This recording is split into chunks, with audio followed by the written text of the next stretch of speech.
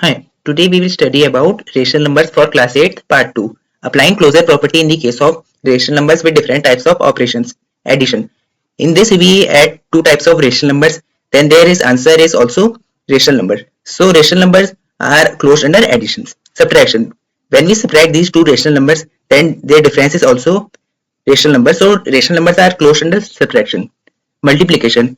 When we multiply two types of rational numbers like this, 6 by 5 multiplied by 5 by 6, so their answer is 1, which is also a rational number. So rational numbers are closed under multiplication. Division. When we divide 1 by 0, so its answer is not can be determined because it is not possible to divide 1 by 0. So rational numbers are not closed under division. Commutative law or property. It states that when we add or multiply two numbers, then the resultant value remains the same even if we change the position of two numbers, or we can say the order in which we add or multiply any two real numbers does not change the result. आज हम यहाँ पर closure property को rational number के case में different operation के साथ apply करेंगे.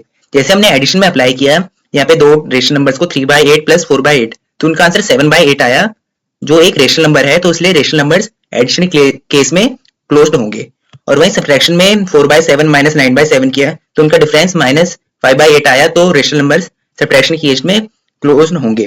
फिर मल्टीप्लिकेशन में 6/5 मल्टीप्लाई बाय 5/6 किया, तो यहाँ पे हमारा आंसर 1 आया, तो यहाँ पर रेशनल नंबर्स मल्टीप्लिकेशन के केस में भी क्लोज्ड होंगे. लेकिन भाई हम अगर डिवीजन में देखें तो 1 को 0 से डिवाइड करें तो ये इम्पॉसिबल है कि हम ऐसे करके इसका आंसर निकाल पाए, मतलब कि 1 को 0 से डिवाइड नहीं किया जा सकता है, तो इसलिए यहाँ पे हमारा answer not can be determined आया, तो रेशनल नंबर डिवीजन के केस में क्लोज नहीं होंगे. कम्यूटेटिव लॉ या प्रॉपर्टी, इसका मतलब ये होता है कि हम किसी भी दो नंबर्स को ऐड या मल्टीप्लाई करें तो उनका जो वैल्यू है वो सेम रहेगी अगर हम उनका जो ऑर्डर है वो भी चेंज कर लें तो.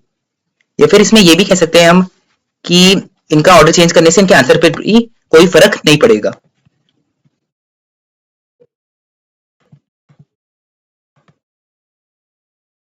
Now we are applying commutative property with different types of numbers and with different types of operations. Whole numbers. Addition.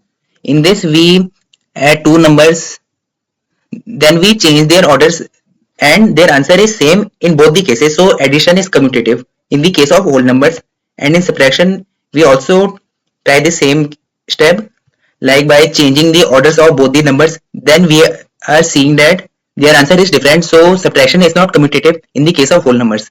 In multiplications we multiply two types of numbers and then we change their orders, then their answer is same, so multiplication is commutative in the case of whole numbers. Division. When we divide 2 by 3, then their answer is not equals to by dividing 3 by 2, so division is not commutative in the case of whole numbers. Now we are applying commutative property with different types of operations in integers. Addition. When we add these two integers and we change their orders, then their answer is same, so addition is commutative in the case of integer. Subtraction. When we minus 8 from 9, then their answer is 1, and by changing their order, like 8 minus 9, then we are seeing that its difference is -1. So subtraction is not commutative in the case of integers because in both the cases we are not finding same difference. Multiplication. In this we multiply -6 by 7 and we change their order in next case by multiplying 7 by -6. In both the cases we are finding the product -42, so multiplication is commutative in the case of integers. Division.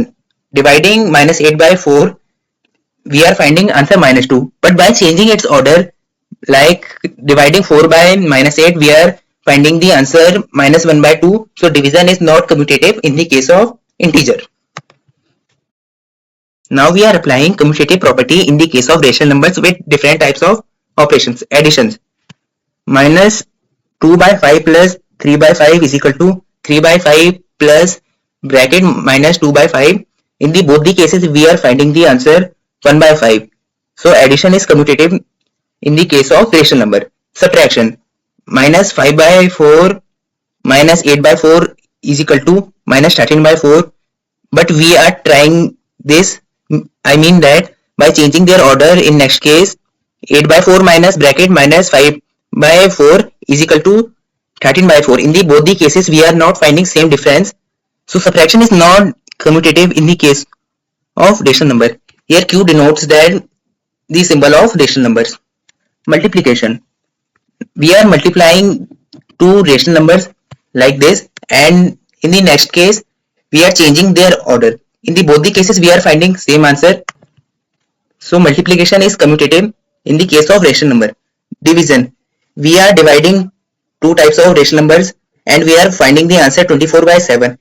And in next case we are changing their orders, then we are finding again a different answer. So division is not commutative for rational number.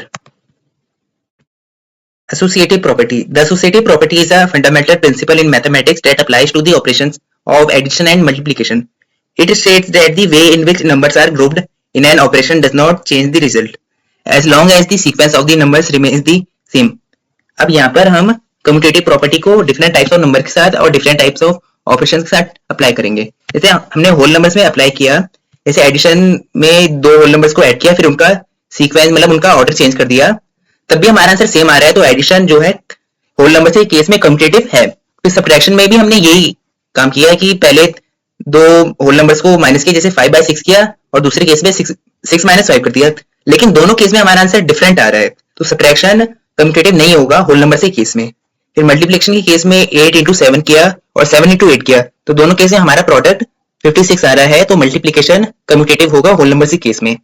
फिर division में हमने 2/3 किया, लेकिन जो 3/2 की equal नहीं होगा, तो डिवीजन जो है होल नंबर से केस में कम्यूटेटिव नहीं है. फिर हमने ये चीज इंटीजर में ट्राई करी, जैसे एडिशन में दो इंटीजर्स को ऐड किया, फिर उन्हीं का ऑर्डर चेंज किया, तब भी हमारा आंसर सेम आ रहा है. तो एडिशन जो है इंटीजर के केस में कम्यूटेटिव होगा. फिर सब्ट्रैक्शन में भी हमने ऐसे ही किया कि जैसे पहले दो इंटीजर्स को माइनस किया, फिर उनका ऑर्डर चेंज कर दिया, लेकिन दोनों केस में हमारा आंसर अलग आ रहा है. जैसे एक में 1 आ रहा है, एक में -1. तो सब्ट्रैक्शन कम्यूटेटिव के केस में सब्ट्रैक्शन इंटीजर के केस में कम्यूटेटिव नहीं होगा. मल्टीप्लिकेशन, इसमें भी हमने ऐसे ही किया, पहले -6 × 7 किया, फिर 7 × -6 किया, हमारा आंसर दोनों केस में -42 आ रहा है. तो मल्टीप्लिकेशन इंटीजर के केस में कम्यूटेटिव होगा. फिर डिवीजन में -8/4 किया, तो आंसर -2 आया, लेकिन इसका ऑर्डर चेंज करने के बाद मतलब 4/-8 करके हमारा आंसर -1/2 आया, जिसमें इन दोनों का आंसर सेम नहीं है. तो डिवीजन के केस में इंटीजर कम्यूटेटिव नहीं होंगे. फिर यही काम हम रेशनल नंबर्स में करते हैं.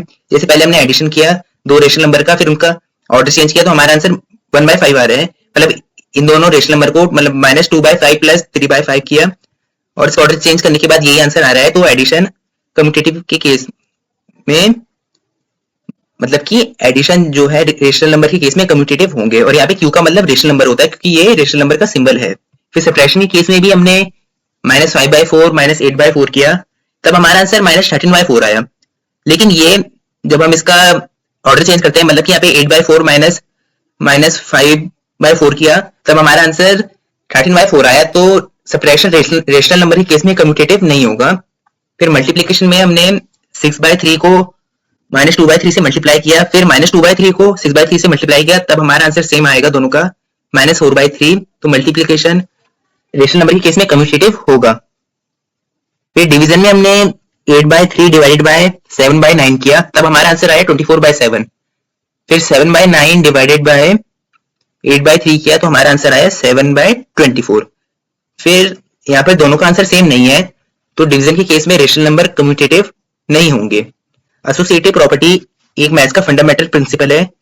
ये एडिशन और मल्टीप्लिकेशन में अप्लाई होता है. इसका मतलब ये होता है कि किसी भी नंबर्स को हम अगर जैसे भी ग्रुप करें, मतलब उनका ग्रुप चेंज भी कर दे, जैसे a + b + c किया, तो मतलब हमने यहाँ पे a + b को पहले किया, फिर c, या फिर a + c को पहले किया, फिर उसके साथ b को ऐड किया, तो इससे इसके रिजल्ट पे फर्क नहीं पड़ेगा.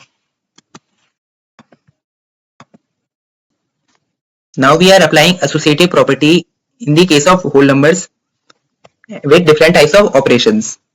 Addition, like in this we add first 5/9 and then we add 2 to the sum of 5 and 9, and after interchanging their orders like this. First we add 2 + 5, then we add +9. In the both the cases we are finding same sum, so addition is associative for whole numbers. And in subtraction we first we subtract 2 from 4, then we subtract 5 from their difference, then we are finding the answer 3. And by interchanging their group, like 4 minus bracket 5 minus 2, then we are finding the answer 1, which is not equals to both the cases, so subtraction is not associative for whole numbers. Multiplication, first we multiply 5 into 8, then 6, and in second case we multiply first 6 into 8, then 5. In both the cases we are finding answer 240, so multiplication is associative for whole numbers. Division, first we divide 3 by 2, then we divide their answer with 9. In this we are finding the answer 6, and by interchanging their group, like first we divide 9 by 2, then we divide their answer by 3. In this case we are finding 2 by 3, but in both the cases we are not finding same answer, so division is not associative. The division is not associative for whole numbers. Integers, and we are applying with different types of operations like this. First we apply minus 2 plus 3 plus bracket minus 4, and we interchange their group, like minus 2 plus 3 plus bracket minus 4. In both the cases we are finding same answer minus 3, so addition is associative for integers. Subtraction, first we subtract 5 minus bracket 7 by 7 minus 3, then we are finding the answer 1, and by interchanging their group by 5 minus 7 minus 3, we are finding answer minus 5, so subtraction is not associative in the case of integers. Multiplication, minus 4 into bracket minus 8 into minus 5, which is equal to, by interchanging their group, minus 4 into minus 8 into minus 5. In both the cases we are finding answer minus 60, so addition is associative for, multiplication is associative. So in this, multiplication is associative for integer. Division, first we divide minus 10 by 2, then we divide it by minus 5. In this we are finding minus 1, and by interchanging their order, like first we divide 2 by minus 5, and then we divide their answer by minus 10. In this case we are finding answer 25. In both the cases the answer is not same, so division is not associative for integers. Rational numbers. Addition, first we add the numbers minus 2 by 5 plus bracket 3 by 5 plus bracket minus 4 by 5, and by interchanging their order, like 3 by 5 plus bracket minus 4 by 5 plus bracket minus 2 by 5. In both the cases we are finding same answer minus 3 by 5, so addition is associative for rational numbers. Subtraction, minus 3 by 4 minus bracket 7 by 4 minus bracket minus 5 by 4, then we are finding their difference 15 by 4 is not equals to the 7 by 4 minus bracket minus 5 by 4 minus bracket minus 3 by 4. In this case we are finding answer 9 by 4, so subtraction is not associative for rational number, as we are not finding same difference in both the cases. Multiplication, 9 by 7 multiplied by minus 8 by 4 into 3 by 2, and by interchanging their group, minus 8 by 4 into 9 by 7 into 3 by 2. In both the cases we are finding the same answer minus 27 by 7, so multiplication is associative in the case of rational number. Division, dividing 3 by 4 by bracket 6 by 2 by minus 7 by 3. In this case we are finding the answer minus 7 by 12, which is not equals to, by interchanging their group, like minus 7 by 3 divided by bracket minus 3 by 4 by 6 by 2. In this case we are finding the answer minus 28 by 3. In both the cases the answer is not same, so division is not associative in the case of rational number. अब हम associative property को whole numbers के case में apply करेंगे different operations के साथ. जैसे हमने यहाँ पर 2 प्लस ब्रैकेट माइनस 5 बाई 9 किया, फिर इनका ऑर्डर चेंज कर दिया, दोनों केस में हमारा आंसर 16 आ रहा है, तो एडिशन यहाँ पर एसोसिएटिव है होल नंबर से केस में भी. फिर यहाँ पे हमने 5 माइनस ब्रैकेट 4 माइनस 2 किया, तब हमारा आंसर 3 आया. फिर इसका ऑर्डर को हमने इंटरचेंज किया, जैसे कि यहाँ पे आप देख सकते हैं, तो आंसर 1 आया. तो सब्ट्रैक्शन होल नंबर के केस में एसोसिएटिव नहीं होंगे। फिर हमने मल्टीप्लीकेशन के केस में 6 इंटू ब्रैकेट 5 इंटू 8 किया, फिर इसका ऑर्डर हमने यहाँ पे ऐसे चेंज कर दिया, तो हमारा आंसर दोनों के सिर्फ 240 आ रहा है, तो मल्टीप्लीकेशन होल नंबर के केस में एसोसिएटिव होंगे। फिर डिवीजन में हमने 9 को ब्रैकेट 3/2 से डिवाइड किया, तो हमारा आंसर 6 आया। फिर हमने इसका ऑर्डर चेंज किया कुछ इस तरीके से, तो हमारा आंसर 3/2 आया। दोनों केस में आंसर सेम नहीं है, तो डिवीजन होल नंबर के केस में एसोसिएटिव नहीं होगा। फिर ये चीज हमने इंटीजर्स में भी ट्राई करी, जैसे एडिशन में -2 प्लस ब्रैकेट 3 प्लस -4 किया, फिर इसका ऑर्डर को हमने इंटरचेंज कर लिया इस तरीके से, तो दोनों केस में हमारा आंसर -3 आ रहा है, तो एडिशन इंटीजर के केस में भी एसोसिएटिव होगा। फिर सब्ट्रैक्शन में 5 माइनस ब्रैकेट 7 -3 किया, तो हमारा आंसर 1 आया। फिर इनका ऑर्डर इंटरचेंज करने के बाद हमारा आंसर -5 आ रहा है, दोनों केस में आंसर सेम नहीं है, तो सब्ट्रैक्शन इंटीजर के केस में एसोसिएटिव नहीं होगा। फिर मल्टीप्लिकेशन में हमने -4 को ब्रैकेट -8 इंटू -5 किया, फिर इसका ऑर्डर हमने इस तरीके से इंटरचेंज कर लिया, तो हमारा दोनों केस में आंसर -60 आ रहा है, तो मल्टीप्लिकेशन इसमें भी एसोसिएटिव होगा। फिर डिवीजन में हमने ब्रैकेट -10 डिवाइडेड बाय 2, फिर इसके आंसर को हमने -5 से डिवाइड कर लिया, तो हमारा आंसर 1 आया।